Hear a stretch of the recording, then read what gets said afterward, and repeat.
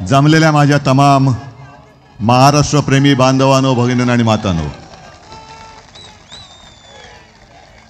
उद्या 5 वाजता प्रचार संपणार.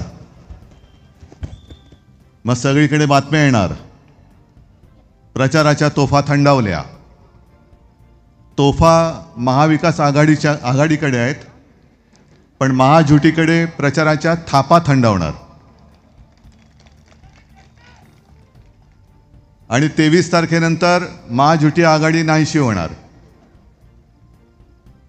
महाराष्ट्रभर फिरतोय, सगळीकडे मोठमोठी होर्डिंग लागलेत.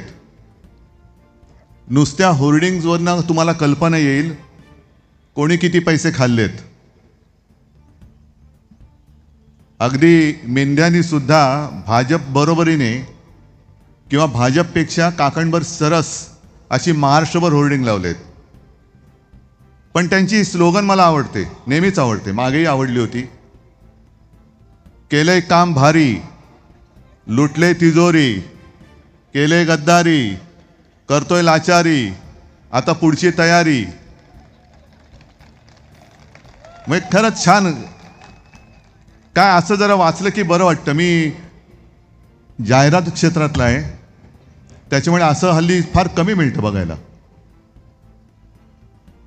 कोणत्या तोंडाने काय बोलतायत हेही त्यांना कळत नाही.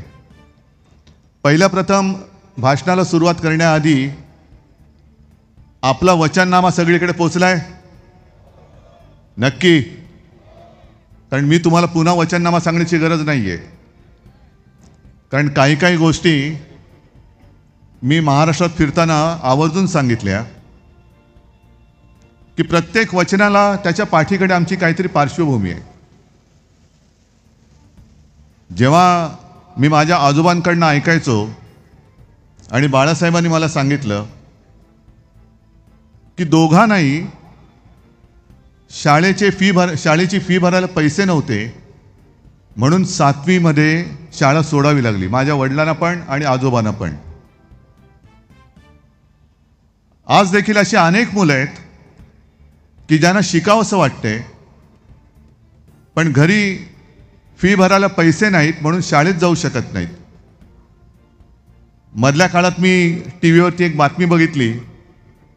एका शेतकऱ्याने आत्महत्या केली आणि त्याच्या मुलाला शाळा सोडावी लागली.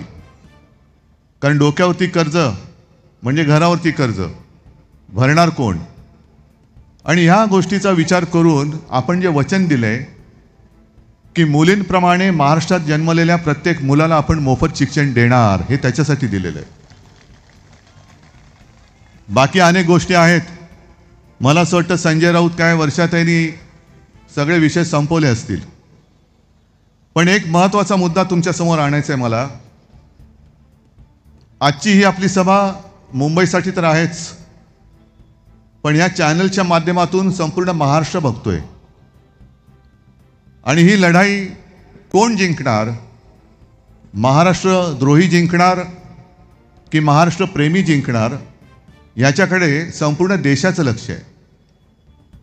छत्रपती शिवाजी महाराजांचा मावळा जिंकणार की मोदी शाह अदानीचा नोकर जिंकणार, हे ठरवणारी ही निवडणूक आहे.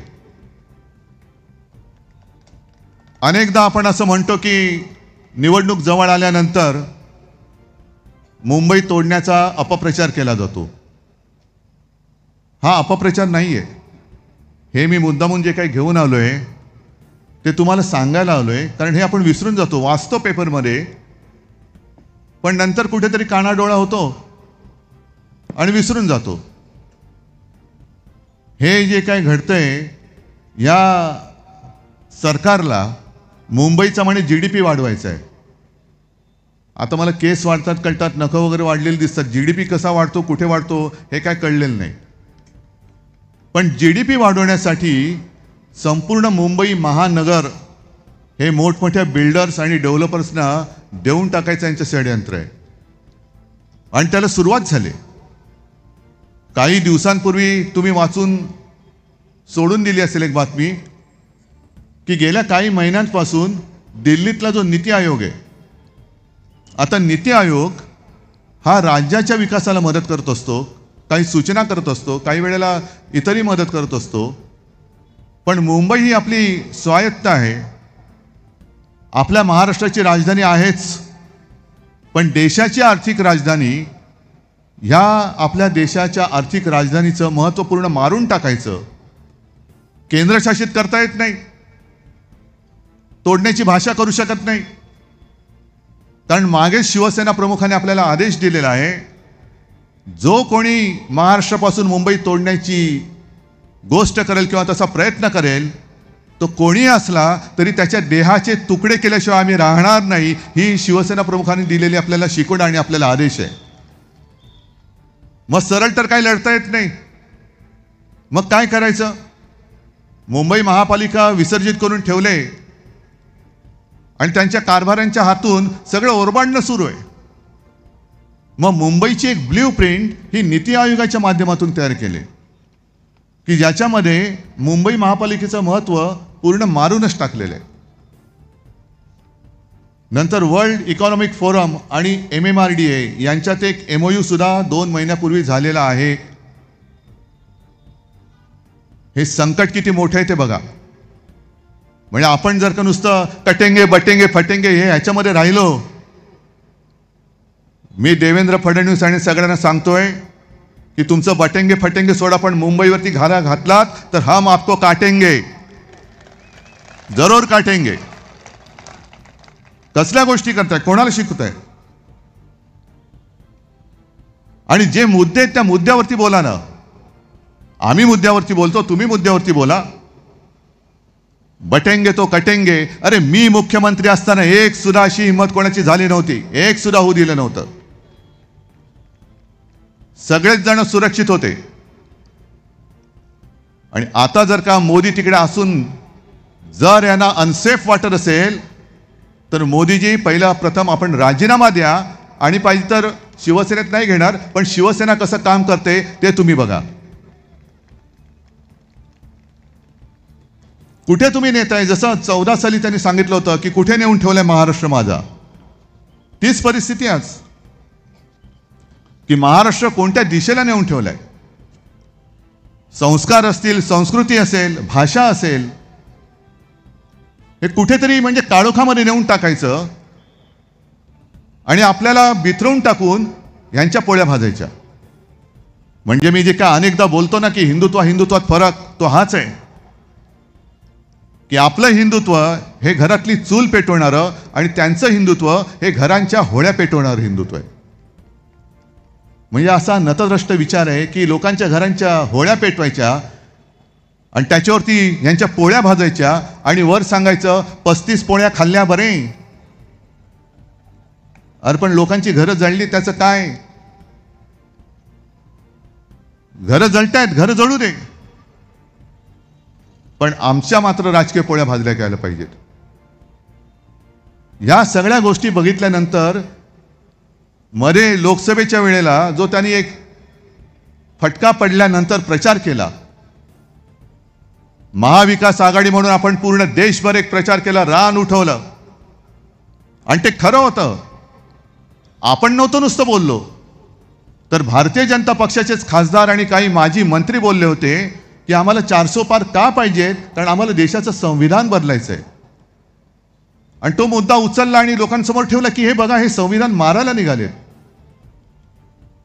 मग हारल्यानंतर यांनी सुरू केलं की यांचं हे फेक नरेटिव्ह होतं.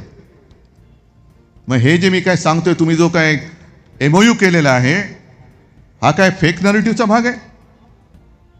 धारावी धारावी धारावी, नुसती धारावी नाहीये, अख्खी मुंबई हे अदानीच्या घशात घालतायत. आणि केवळ धारावीमुळे अख्खी मुंबईच नव्हे तर मुंबईच्या आसपासचा परिसर सुद्धा ते अदानीच्या घशात घालतायत. आणि जिथे जातोय तिथे अदानी, जिथे जातोय तिथे अदानी. म्हणजे प्रचाराची सुरुवात मी केली कोल्हापूरपासून. तिथले आपले राधानगरीचे आमदार बोलले KP पाटील की साहेब आमच्या इथलं पाणी सुद्धा अदानीला विकलेलं आहे. चंद्रपूरमध्ये गेलो, तिथल्या खाणी आणि तिथली शाळा सुद्धा अदानीला देऊन टाकलेली आहे. आज पालघरला गेलो, तिथलं वाढवण बंदर झाल्यानंतर अदानीला देऊन टाकणार आहेत. म्हणजे एअरपोर्ट अदानी, बंदरं अदानी, आपल्याला वीज येते ती महाराष्ट्रभरची वीज अदानीकडे, खाणी अदानीकडे, सगळे उद्योग धंदे अदानीकडे. हे संकट फार मोठं आहे, संकट फार मोठं आहे. आणि जसं आपण म्हणतो की अस्मानी आणि सुलतानी, तसं आता आपल्या महाराष्ट्रासमोर अदानीची सुलतानी हे फार मोठं संकट आहे. अदानीची सुलतानी. आणि आम्ही फेक नरेटिव्ह जर का बोलत असू तर धारावीसाठी या सरकारने काढलेले जे काही आदेश आहेत, मिठागरा अदानीला, दहिसर चेक नाका टोल नाका अदानीला, मुलुंडचा अदानीला, कुर्ल्याची मदर डेअरी अदानीला, हे आदेश आहेत, सरकारचे आदेश आहेत. हे तर काय फेक नरेटिव्ह नाही ना. नंतर आपलं सरकार आल्यानंतर मी ते आदेश फाडून फेकून दिल्याशिवाय राहणार नाही, हे सुद्धा मी आज सांगतोय. जणू काही इकडे कोणी माणसं राहतच नाही.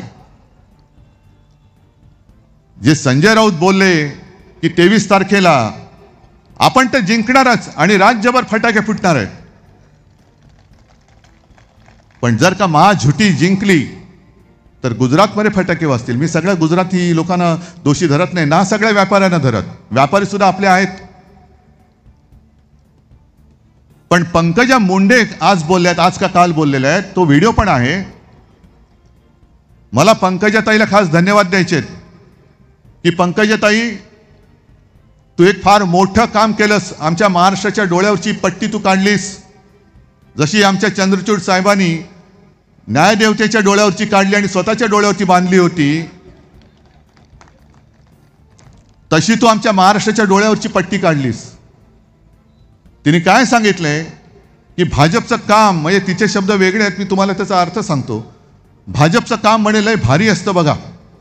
किती आहेत आपल्याकडे बूथ, किती आहेत महाराष्ट्रभर? 90,000. मग प्रत्येक बूथवरती भाजपचं दक्षता पथक आहे. 90,000 बूथवरती दक्षता पथक म्हणजे एकापेक्षा अधिक माणसं असतात. एक माणूस जरी धरला तरी 90,000 बूथवरती 90,000 माणसं. 2 धरली तर 1,80,000, 3 धरली तर त्याच्या पटीत. आणि सगळी माणसं गुजरातमधून भाजपने इकडे आणलेत महाराष्ट्रामध्ये, गुजरातमध्ये आपल्यावरती नजर ठेवायला. हे आज नजर ठेवायला आणलेत, उद्या आपली मुंबई आणि महाराष्ट्र बळकवण्याचा यांचा डाव आहे. हे तर काय फेक नरेटिव्ह नाही ना. हे उद्धव ठाकरे पंकजा मुंडे बोलल्यानंतर बोलतोय. याचाच अर्थ असा की इथली भाजपा ही हरलेली आहे. इथे भाजपामध्ये लोक राहिलेले नाहीत. आणि विशेष म्हणजे महाराष्ट्रामध्ये राहणाऱ्या भाजपच्या प्रेमींवरती भाजपच्या नेतृत्वाचा विश्वास नाहीये. मग तो मराठी माणसावरती नाही, गुजरातीवरती नाही, उत्तर भारतीयांवरती नाही, कोणावरच नाही. त्यांच्याकडे आता त्या परराज्यातून माणसं आणून नजर ठेवतायत. मग माझा आणखीन एक प्रश्न आहे. या वेळेला पहिल्या प्रथम म्हणजे आजपर्यंत मी अनेक निवडणुका बघितल्या, अनेक निवडणुकांमध्ये मी शिवसेनेचा स्टार प्रचारक म्हणून फिरलेलो आहे. पण या निवडणुकीत किमान 2 ते 3 वेळा माझी बॅग तपासली गेली. खरं म्हणजे मी त्या बॅगच्या कंपनीला एक पत्र लिहिणार आहे की तुमचा ब्रँड अँबॅसेडर नेमा मला. Brand ambassador Uddhav Thackeray, bag हो तो ऐसी हो, सबको लोगे इसको चेक करो. माझ्या बॅगा तपासल्या हरकत नाही. पण हे जे काय त्यांचं पथक फिरतंय, राज्यभर फिरतंय, रात्री राहतात कुठे, त्यांचा खर्च कोण करतोय? ते जे काही बॅगा घेऊन फिरतायत, त्या बॅगेतले ढोकळे आणि शेवफाफडा कुठून आणलाय? कोणासाठी फिरतायत? कोणाला काय वाटतायत? कारण मला असं वाटतं आजच लोकसत्तेत बातमी आली, आज किंवा काल परवाकडे असेल, की रात्रीच्या बैठका चालल्या आहेत आणि मग सगळ्यांकडनं आढावा घेत आहेत. या पद्धतीने आजपर्यंत देशातली कोणती निवडणूक दुसऱ्या राज्यातले कार्यकर्ते आणून, माणसं आणून, त्या ज्या राज्यात मतदान होणार आहे त्या मतदारांवरती लक्ष ठेवण्यासाठी अशी कोणती माणसं किंवा फौज ही अद्याप आणलेली नव्हती. बाकी गुमराह करण्याचं सुरूच आहे. राजनाथ सिंग, मला खरं आश्चर्य वाटतं, देशाचे संरक्षण मंत्री, त्यांनी सांगितलं की डॉक्टर बाबासाहेब आंबेडकरांना नरेंद्र मोदींनी भारतरत्न दिलं. मला माहित नाही खरं की खोटं आहे. नाही, कारण देशाचे संरक्षण मंत्री बोलतायत. नाही, उद्या ते असंही सांगतील की रावणाचा आणि कंसाचा वध सुद्धा नरेंद्र मोदींनीच केला, अफजल खानाला सुद्धा नरेंद्र मोदींनीच मारलं, कारण त्यांच्यासाठी तेवढाच एक आहे ना, एकच आहेत म्हणून ते सेफ आहेत. मोदी आहे तो सेफ आहे, कोण? भ्रष्टाचारी सेफ आहे, गद्दार सेफ आहे, देशद्रोही सेफ आहेत. पण राजनाथजी, तुम्हाला आणखीन एक मला प्रश्न विचारतो. तुम्हीच प्रश्न काढताय, उकरताय, म्हणून तुम्ही बोलताय, त्याच्यावरती आम्ही आपलं एक वेगळं जोडपट्टी लावतो. बरं, ठीक आहे, क्षणभर मानलं की डॉक्टर बाबासाहेब आंबेडकरांना भारतरत्न नरेंद्र मोदीजींनी दिलं, फार मोठे त्यांचे ते भक्त आहेत. मग आणखीन एक मला प्रश्न त्यांना विचारायचा आहे की गेल्या काही महिन्यांपूर्वी राज्याचा जो अल्पसंख्याक आयोग नेमला गेला, साधारणतः त्या आयोगामध्ये जे अल्पसंख्य म्हणून ज्यांची नोंद झाले त्या समाजाची माणसं ही आयोगावरती सदस्य म्हणून असतात. म्हणजे कोणी असतील ते असतील, पण त्या आयोगामध्ये एक सुद्धा बौद्ध समाजाचा माणूस, एक सुद्धा बौद्ध समाजाची व्यक्ती का नाही ते सांगा, आणि मग तुम्ही डॉक्टर बाबासाहेब आंबेडकरांना मोदींनी भारतरत्न का दिलं ते सांगा. म्हणजे आज सुद्धा तुम्ही त्या समाजाची फटकून वागताय. जे मी म्हणतो बुरसटलेलं गोमूत्रधारी हिंदुत्व हे यांचं हे आहे की आज सुद्धा त्यांना त्या धर्माची, त्या समाजाची लोक नको आहेत. हा संपूर्णपणाने हलकटपणा, हा सहन करण्यासाठी आम्ही तुम्हाला मतं द्यायची. आणि संपूर्ण राज्यात बेकारीचं संकट फार मोठं आहे. एकतर शेतकऱ्याला भाव नाही, बेकारी वाढते. मी 2 दिवसापूर्वी एका सभेमध्ये सांगितलं, तेच या चॅनलवाले समोर आहेत म्हणून पुन्हा सांगतोय की सोयाबीनचे जे शेतकरी आहेत, कापूस पिकवणारे शेतकरी आहेत, त्या सोयाबीन पिकवणाऱ्या शेतकऱ्यांना सांगतोय की जरा एक 8 दिवस थांबा. हे सरकार जाणार म्हणजे जाणार, आपलं सरकार तुम्हीच आणणार आहात. आणि आपलं सरकार असताना सोयाबीनला भाव साधारणतः 6-6.5 हजाराच्या पुढे होता. तुम्ही हे सरकार बदला, मी तुम्हाला सोयाबीनला 7,000 रुपये भाव देऊन दाखवतो. आपलं सरकार आल्यानंतर पुन्हा शेतकऱ्यांना कर्जमुक्त करून दाखवतो. फक्त तुम्ही सरकार बदला. सरकार बदललं तर तुमचं आयुष्य बदलणार आहे, आणि नाही बदललं तर महाराष्ट्राची विल्हेवाट लागणार आहे. पूर्ण महाराष्ट्र नासून टाकायचा यांचा प्रयत्न सुरू आहे. अमित शहा जे बोलले मागे, तरी खरं म्हणजे आज मी बघितलं, कारण आपल्या शिवसेना प्रमुखांचा स्मृती दिन नरेंद्र मोदींनी ट्विट केले की नाही? केले. कारण नसतं केलं तर पंचायत झाली असती, कारण आज राहुलजींनी ट्विट केलेलं आहे आणि आदरांजली वाहिलेली आहे. पण मार्ग कुठे कुठे कुठे भरकटायचा. अमित शहानी मला सांगितलं, उद्धव बाबू, म्हटलं हा बोलो अमित शेठ. नाही, आता मला बाबू म्हटलं, आपल्याला काहीतरी आदरातिथ्य करायला पाहिजे ना. हा बोलो अमित शेठ. तुम्ही त्या काँग्रेस बरोबर बसलात. म्हटलं म्हणजे कोण आहे?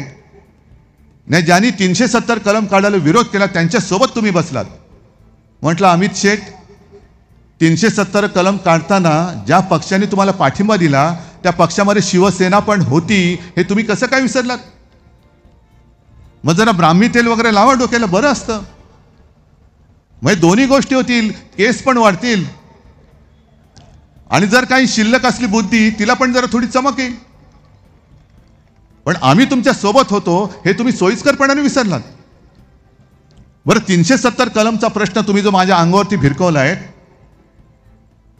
मग जेव्हा 370 कलम होतं आणि काश्मीरमध्ये हिंदू पंडितांवरती अत्याचार होत होते, अनेक काश्मीरी हिंदू पंडित स्वतःचं चंबू गबाळ घेऊन आपल्या हक्काचं घरदार सोडून आपल्याच देशामध्ये निर्वासितासारखे भटकत होते. जो नटसम्राट मधला डायलॉग आहे ना, कोणी घर देता का घर, हे जिणं त्या हिंदू पंडितांच्या नशिबी आलं होतं. तेव्हा अमित भाई तुम्ही असो किंवा नरेंद्र भाई तुम्ही आहात, मुळामध्ये या नावाची 2 माणसं या आपल्या देशामध्ये आहे हे कोणाला माहिती नव्हतं. तेव्हा फक्त एक आणि एकच हिंदू हृदय सम्राट शिवसेना प्रमुख बाळासाहेब होते, ज्यांनी काश्मीरी पंडितांना सांगितलं की तुम्ही इथे तिथे फिरू नका, तुम्ही आमचे आहात, या माझ्या महाराष्ट्रामध्ये या. त्यांना राहायला घर, त्यांच्या शिक्षणाची सोय, त्यांच्या रोजीरोटीची सोय हे शिवसेना प्रमुखांनी केलं, म्हणून ते एक आणि एकच हिंदू हृदय सम्राट होऊ शकले आणि तेच एकमेव राहतील. तुम्ही किती प्रयत्न होऊ शकत नाही, कारण तुमचं हिंदुत्व हे खोटं हिंदुत्व आहे. 370 कलम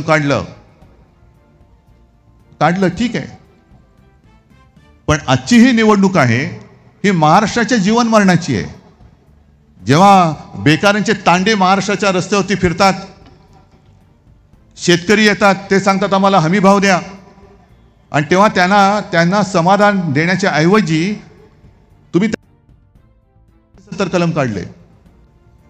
काश्मीरमधलं 370 कलम काढल्याचं आम्ही स्वागत जरूर करतो, पण त्या तिथे काढलेल्या कलमामुळे माझ्या शेतकऱ्याच्या आत्महत्या नाही थांबवत आहेत, महिला इथल्या सुरक्षित राहत नाही आहेत, ना कोणाला नोकऱ्या मिळत आहेत. कारण आमचा आक्षेप जो आहे तो इथे आहे. मी अनेकदा सांगितले, परत एकदा सांगतो की माझ्या मनात गुजरातबद्दल आणि गुजराती लोकांबद्दल अजिबात द्वेष नाही, त्यांचं आमचं काही भांडण नाही.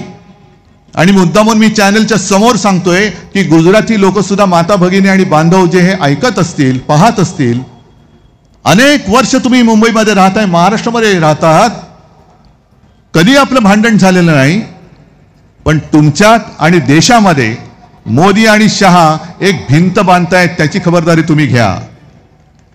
एक भिंत बांधतायत आणि ही भिंत मोदी शहा निघून जातील, मोदीजी झोळी अडकवून निघून जातील, पण मोदी शहा गेल्यानंतर गुजरात आणि आपला हिंदुस्थान याच्यामध्ये बांधलेली जी भिंत असेल ती जर्मनीमधल्या बांधलेल्या भिंतीपेक्षा अधिक वाईट पद्धतीने बांधलेली असेल, आणि ती तुटायला, ती तोडायला कित्येक वर्ष जातील, तोपर्यंत सगळं विध्वंस झालेलं असेल. का करता हे पाप? खरं म्हणजे मी गुजराती बांधवांना सांगू इच्छितो की तुम्ही मोदी आणि शहाना अडवलं पाहिजे. उद्या इथले सगळे उद्योग घेऊन तुम्ही गुजरातमध्ये नेत आहात, मग इथे राहणाऱ्या लोकांनी, अगदी उत्तर भारतीय सुद्धा असतील, त्यांच्या मुलाबाळांनी काय करायचं? मराठी माणसाचं तर आहेच, कारण ही मुंबई मराठी माणसाने बलिदान देऊन, बलिदान करून, रक्त सांडून मिळवलेली मुंबई आहे. आम्ही म्हणजे काही अदानी नाहीत की कोणतरी आमच्यासाठी आलं आणि फुकटची मुंबई आम्हाला देऊन टाकली. ही आमच्या हक्काची मुंबई आहे, आणि हक्काची मुंबई पहिल्या कॅबिनेटमध्ये मी जर काही करेन, म्हणजे मुख्यमंत्री वगैरे भाग वेगळा, पण सरकार म्हणून तर अदानीसाठी अदानीच्या घशात घातलेली मुंबई ही पहिली काढून घेईन. हा कॅबिनेटचा पहिला निर्णय असेल. धारावी करारात जिथे आहेत तिथेच त्यांच्या उद्योगासह घर तर देईनच, पण ज्या जागा अदानीला दिलेल्या आहेत त्या जागांवरती, आणि हे काय आता MMRDA बरोबर काय जे करार केले ना, तो पहिला कचऱ्यामध्ये फेकीन मी. नीती आयोगाला सांगेन तुम्ही तुमचं काम करा, माझ्या मुंबईत यायचं तुम्हाला हक्क नाहीये. MMRDAला सुद्धा मी सांगेन, मुंबई महापालिकेच्या हद्दीबाहेर तुम्ही जा, तुमचं काम तिकडे. मुंबई महापालिका ही स्वायत्त आहे, तिच्या अधिकारावरती जर का गदा आणाल तर कदाचित मी MMRDA सुद्धा रद्द करून टाकेन. एवढं कणखरपणाने वागावं लागेल. आणि मुंबईचा आजूबाजूचा जो काही परिसर आहे, ज्याला MMR रिजन म्हणतो, तिथे आपल्या महाराष्ट्रातल्या भूमिपुत्रांसाठी परवडणाऱ्या किमतीमध्ये घरं बांधून दिल्याशिवाय राहणार नाही, हे सुद्धा मी आज वचन देतोय. ही तुमची मुंबई आहे, ही तुमची मुंबई आहे. कारण मी म्हणजे काय देवेंद्र फडणवीस नाहीये. जो एक उद्योग आपण नागपूरमध्ये आणत होतो, टाटा एअरबसचा, लाज वाटली पाहिजे ना विदर्भाचं आणि महाराष्ट्राचं नाव घ्यायला. आपलं सरकारने गद्दारी करून का पाडलं? कारण मी महाराष्ट्र लुटू देत नव्हतो, आणि यांना माहिती आहे की जोपर्यंत शिवसेना प्रमुखांची शिवसेना आहे तोपर्यंत महाराष्ट्र स्वप्नात सुद्धा लुटता येणार नाही. पहिलं शिवसेनेवरती घाव घाल, आणि त्यांनी शिवसेनेवरती घाव घातला, पण घाव घातल्यानंतर झालं उलटच, त्यांच्या कपाळातच सोटा बसला. आणि मला अभिमान आहे की आज जिथे जिथे जातोय तिकडे गर्दी उसळते. कारण उद्धव ठाकरे हा एकटा नाहीये. उद्धव बाळासाहेब ठाकरे आणि बाळासाहेबांनी दिलेली पुण्याई माझ्या सोबत आहे, माझ्या बरोबर आहे.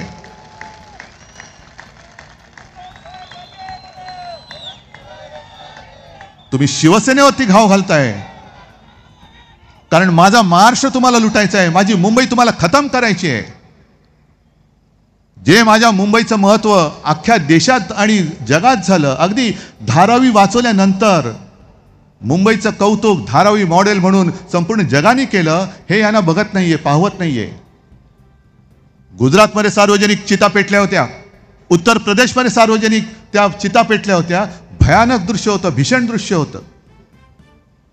पण असं दृश्य कधीही महाराष्ट्रामध्ये दिसलं नाही. कारण तुम्ही सगळेजण, महाराष्ट्रातल्या सगळ्या जणांनी जे जे मी सांगितलं ते ते तुम्ही ऐकलं, म्हणून तुम्ही महाराष्ट्र वाचवलात, हे श्रेय तुमचं आहे. मग मुंबईचं महत्त्व मारतायत, म्हणूनच ती नीती आयोगाच्या ताब्यात द्यायची. मुंबईचं आर्थिक केंद्र, अरे काँग्रेस के साथ गए मनमोहन सिंहांनी इथेच ही जी काही बुलेट ट्रेन तुम्ही करताय तिकडे वित्तीय केंद्र देण्याचं मान्य केलं होतं आणि ती जागा सुद्धा दिलेली होती. ते हलकटपणाने तुम्ही अहमदाबादला नेलं. आणि यांचं नियोजन इतकं खोलवर असतं, आपल्याला असं वाटतं की अरे काय यांनी काम केलंय मुंबईसाठी.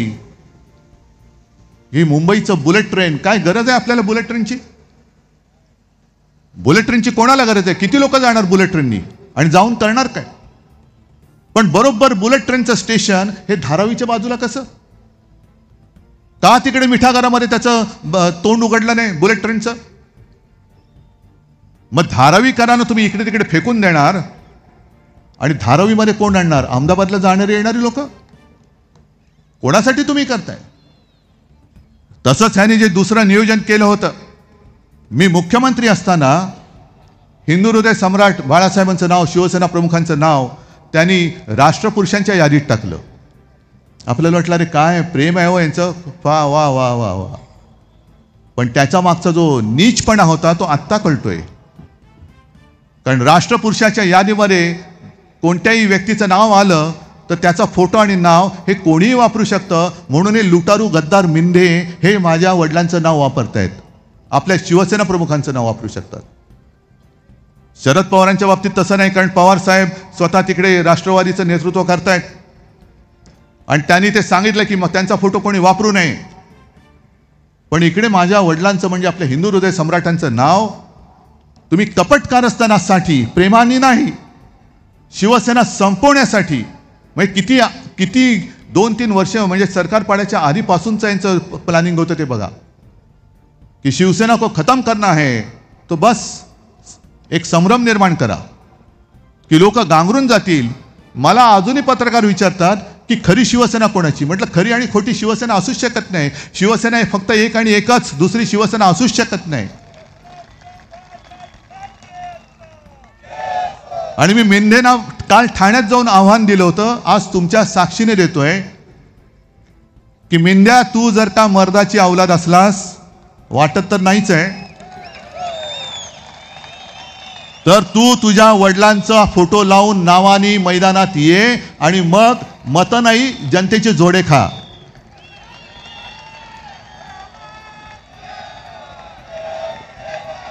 स्वतःमध्ये काही कर्तृत्व नाही, स्वतःमध्ये पात्रता नाही.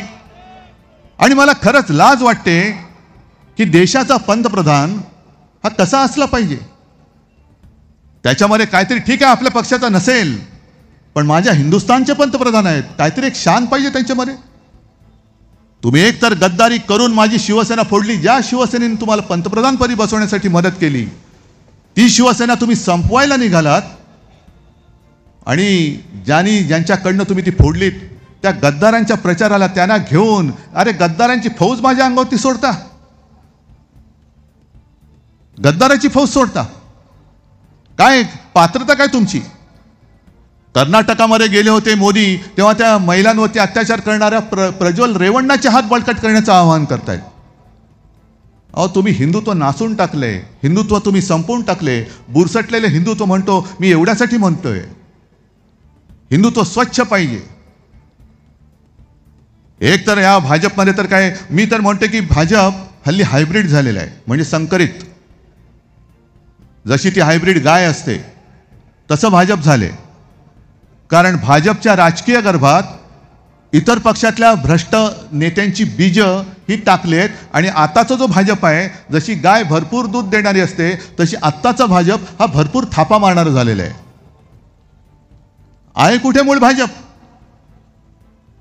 म्हणजे कोकणात मी गेलो होतो तेव्हा कोणे एकेकाळी ते माधवराव भंडारी होते, आपल्यावरती टीका करायचे, माझ्यावरती करायचे.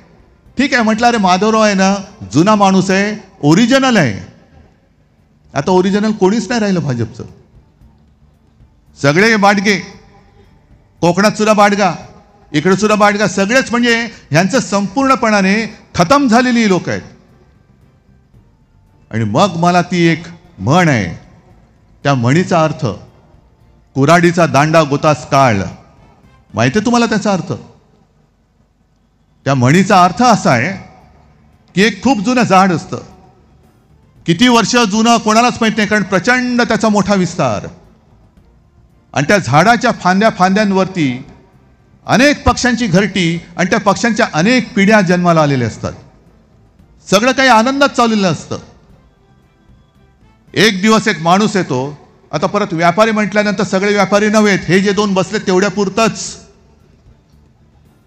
आणि कुऱ्हाड घेऊन त्या झाडावरती बुंद्यावरती मारायला लागतो.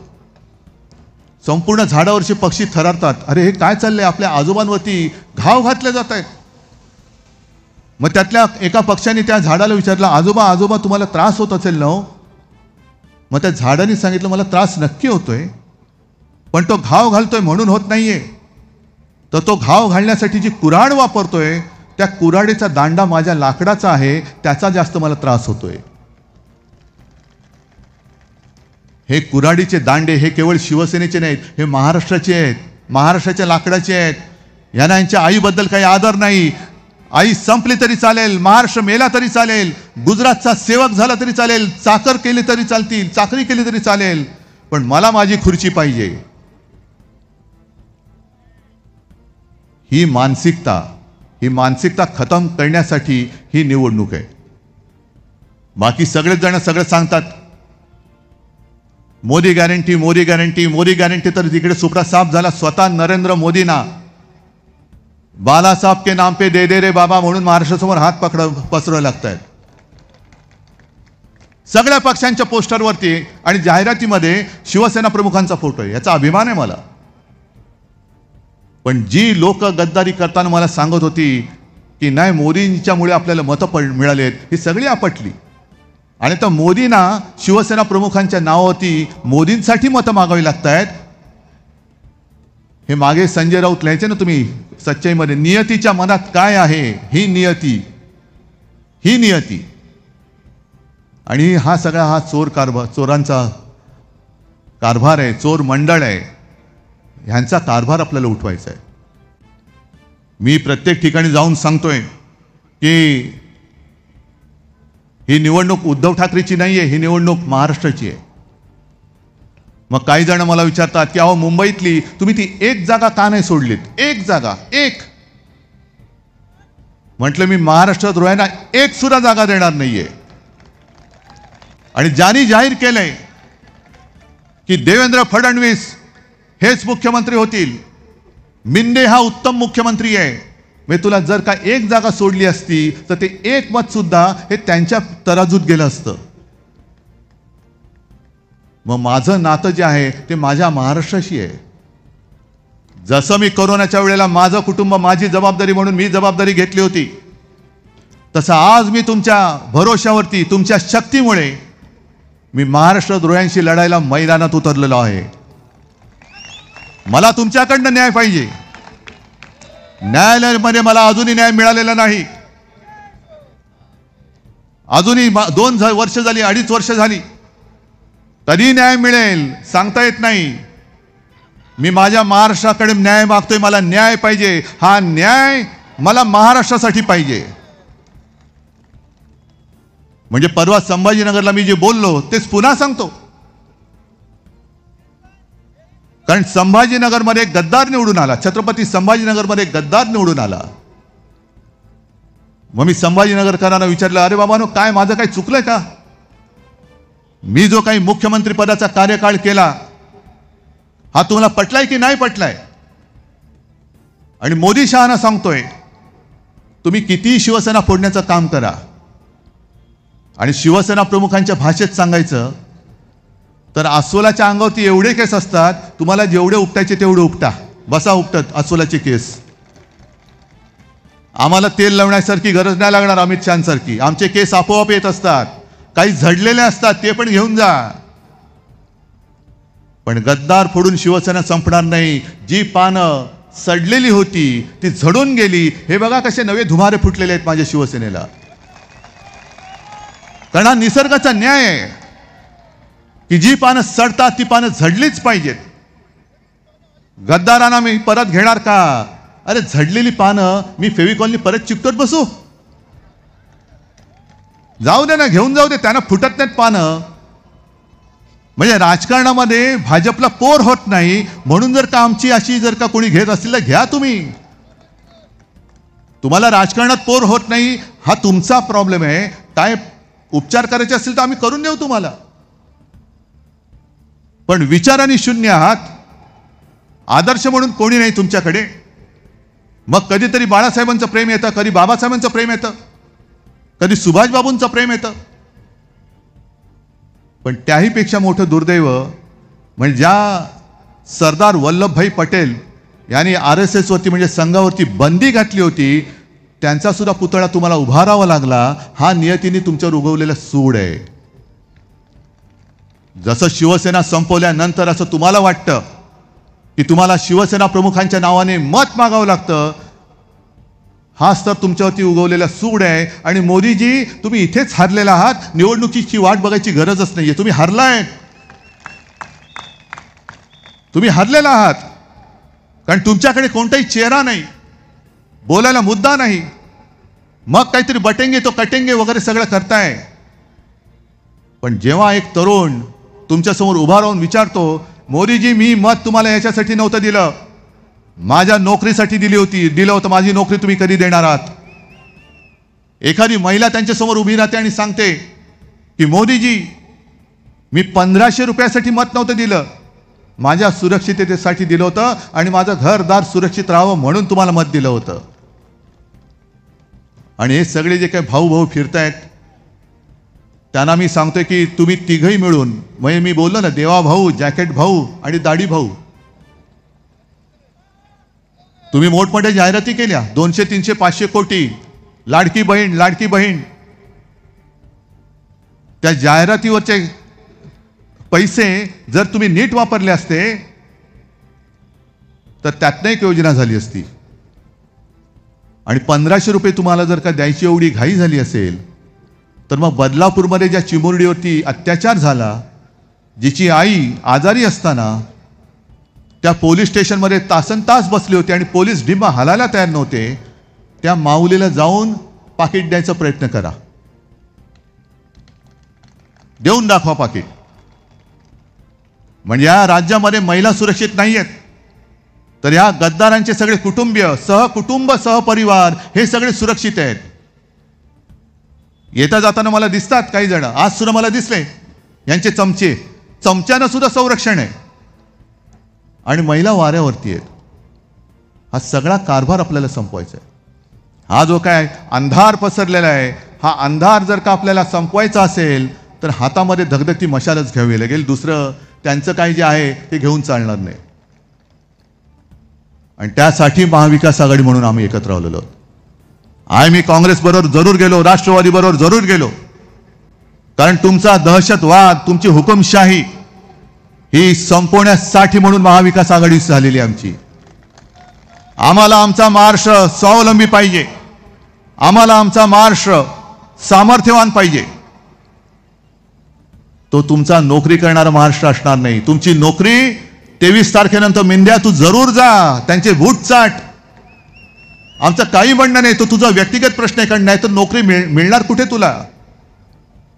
आणि आज जे टगेगिरी करत फिरतायत सगळे त्यांचे, त्यांना सांगतोय की ही जनता आहे, 23 तारखेनंतर बघा, त्यावेळेला तुम्हाला संरक्षण लागेल. कारण यांचा पूर्ण आयुष्याचा तुम्ही चोथा करून टाकलेला आहात. आणि याचा हिशोब आम्ही 23 तारखेला आमचं सरकार आल्यानंतर घेतल्याशिवाय राहणार नाही. तुम्ही सगळे ठरवून आलेला आहात, कारण मुंबईकर नेहमी शिवसेनेसोबत राहिले. गेल्या वेळेला 6 पैकी जवळपास 5 जागा, 1 जागा त्यांनी ढापली. या वेळेला जागे राहा, या वेळेला जागे राहा. अगदी मतदान प्रक्रियेच्या वेळेला सुद्धा, कारण त्या लोकसभेच्या वेळेला मला प्रेस कॉन्फरन्स घ्यावी लागली होती. त्यांना असं वाटलं होतं की इथून शिवसेनेला जास्त मतदान होतंय, मग तिथे आक्षेप घ्यायला लागले. आणि देवेंद्र फडणवीसांना आता बोलावं लागतंय की मतांचं धर्मयुद्ध करा, मतांचं धर्मयुद्ध. मग देवेंद्र फडणवीसजी, तुम्ही एकदा जाहीर करा की या देशामध्ये कोणाला मतदानाचा अधिकार आहे आणि कोणाला मतदानाचा अधिकार नाही. सांगा एकदा जाहीरपणाने. एका बाजूला तुमचे मोहन भागवत जामा मशिदीत जातात, दुसऱ्या बाजूला नरेंद्र मोदी सुद्धा जातात. त्यांचा तो व्हिडिओ आहे योगी आदित्यनाथांबरोबर. मग सांगा ना मुसलमानांना मतदानाचा अधिकार नाही म्हणून, बोला. पण धर्मयुद्ध हा शब्द हा निवडणूक आचारसंहितेमध्ये येतो की नाही येत? गेल्या वेळेला जे आपलं शिवसेनेचं मशाल गीत होतं, त्या मशाल गीतातलं हिंदू हा तुझा धर्म, जय शिवाजी जय भवानी हे शब्द काढा म्हणून मला सांगितलं होतं. म्हटलं काय उखडायचं ते उखडा, मी नाही काढत, जा. मग तुमचा नोकर असलेला निवडणूक आयोग शिवसेनेने हिंदू हा तुझा धर्म म्हटला तर काढायला सांगतो. आणि देवेंद्र फडणवीस, तुम्हाला धर्मयुद्धाचा अर्थ कळतो? तुम्ही सरळ सरळ या देशामध्ये, या महाराष्ट्रामध्ये दंगलीला प्रोत्साहन देत आहात. आणि मोदीजी, तुमचा हा चेला चपाट्या, तुम्हाला वाटतंय की यांनी बरंच काय काय केलंय, काही केलेलं नाहीये, आगी लावतोय. पण धर्मयुद्ध या अनिल या शब्दावरती आक्षेप निवडणूक आयोगाकडे नोंदला पाहिजे. आणि बॅगा तपासणाऱ्या निवडणूक आयोगाला सांगायचं की यांचा शब्द तपासून मला सांगा. मग कशाला सत्ता साथ आणि सत्ता विकास तुम्ही बोलताय? मग मोदींची निवडणूक आली की सत्ता साथ सत्ता विकास, आणि सत्ता आल्यानंतर सबको लाथ और दोस्तों का विकास. मी विकासाच्या विरुद्ध नाहीये, मी विनाशाच्या विरुद्ध आहे. मी माझ्या राज्याचा विनाश होऊ देणार नाही. आणि मी माझं राज्य हे कोणत्याही परिस्थितीत, अरे मोदी शाह तर सोडून द्या, कोणी आला तरी त्याला मी लुटायला देणार नाही. आणि एकच शपथ मी घेऊन तुम्हाला सांगतोय की ही जी सगळी काही दैवत आहेत आपले हिंदू हृदय सम्राट आहेत, बाबासाहेब आहेत, शाहू महाराज आहेत, ज्योतिराव फुले आहेत आणि छत्रपती शिवाजी महाराज आहेत. मग मी शपथ घेतोय, तुम्ही घेणार आहात? माझी शपथ एकच आहे की छत्रपती शिवाजी महाराज, शाहू फुले, आंबेडकर यांचा महाराष्ट्र मी मोदी शाह अदानींचा होऊ देणार नाही. नाही म्हणजे नाही. आणि हे जर ठरलं असेल आणि त्याप्रमाणे तुमची वागण्याची तयारी असेल तरच धगधगती मशाल हातामध्ये घ्या, अन्यथा मग त्या मशालीला अर्थ नाही आणि शिवाजी महाराजांच्या जय जयकाराला अर्थ नाहीये. आणि त्याचसाठी जसं मी कोरोनाच्या वेळेला सगळ्यांना सांगितलं आणि तुम्ही सगळ्यांनी ऐकलं, तसंच मी माझ्या तमाम महाराष्ट्रातल्या नागरिकांना सांगतोय की ही निवडणूक 2 पक्षातली नाही, 2 वृत्तीची आहे. ही निवडणूक एका बाजूला महाराष्ट्राचे लुटारू आणि दुसऱ्या बाजूला महाराष्ट्राचे रक्षक अशी आहे. ही निवडणूक एका बाजूला तुमच्या आयुष्याचं सगळं सत्यानाश करणारे यांची आहे आणि दुसऱ्या बाजूला महाविकास आघाडी जी तुमच्या आयुष्यामध्ये आनंदाचं क्षण आणू इच्छिते त्यांच्यामध्ये आहे. आणि तुम्ही सगळ्यांनी जर का ठरवलं तर हे होऊ शकतं. संपूर्ण महाराष्ट्राने निश्चय केला पाहिजे, प्रतिज्ञा केली पाहिजे की काय वाटेल ते होऊ दे, पण महाराष्ट्राशी द्रोह करणाऱ्या, गद्दारी करणाऱ्या आणि महाराष्ट्र लुटणाऱ्याला मी माझं एक सुद्धा मत हे देणार नाही. आणि मला खात्री आहे महाराष्ट्र हा आपला आहे, महाराष्ट्र हा माझा आहे आणि माझा महाराष्ट्र हे केल्याशिवाय राहणार नाही हा विश्वास व्यक्त करतो आणि आपली रजा घेतो। जय हिंद, जय महाराष्ट्र। इस वीडियो पर आपकी क्या राय है ये कमेंट करके हमें ज़रूर बताएं। ये वीडियो आपको अच्छा लगा तो वीडियो को लाइक कीजिए, शेयर कीजिए। वीडियो अगर आप YouTube पर देख रहे हैं तो YouTube चैनल को सब्सक्राइब कीजिए और Facebook और Instagram पर देख रहे हैं तो चैनल को फॉलो ज़रूर कीजिए। धन्यवाद।